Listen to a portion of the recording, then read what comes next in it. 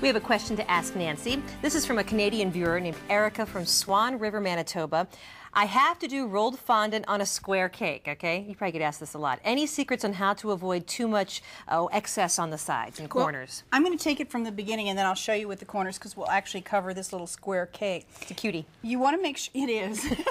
You want to make sure that you put a crumb coating on it, and this is thinned buttercream. You want to let it dry a little bit. We call it crust over, which doesn't sound that pleasant, no. But that's kind of the term that we use.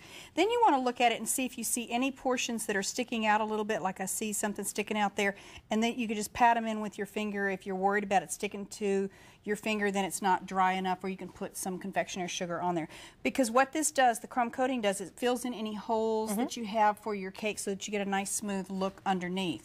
Now I pre-rolled the fondant out, and you can see I put plastic wrap over it, because if you get a phone call or the kids start crying or something like that, you definitely need to make sure it doesn't dry out. That's when you start having problems. Also, as you roll it, you want to lift it and turn it so that it doesn't actually stick. I've got a not nonstick. flip it over, but no, just turn it. Just turn it and roll it. And you're right, you are on a nonstick surface. I'm on a nonstick surface, so that makes it much easier. You can also put confectioner's sugar on the counter, and to keep it from sticking. Now I've also got these little O-rings that fit on the French rolling pin, and they come in different sizes. I've actually rolled this out to 1/8 of an inch. You might want to go to a little bit thicker fondant if you're doing chocolate cake underneath, because you don't want it to show through. Okay. Now don't be afraid to put this on a cake board or put it on your rolling pin to actually move it.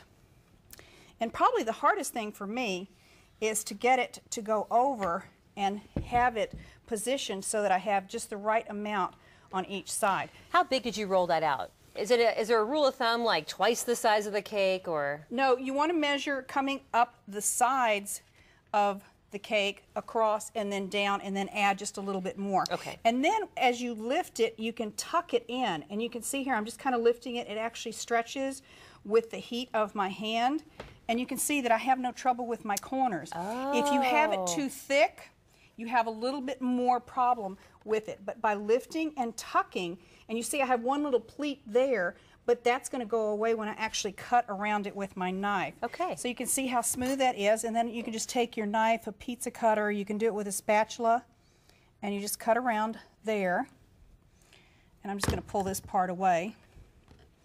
And you want to make sure you cut all the way through like I didn't right there. Okay. And I'll just show you the one side.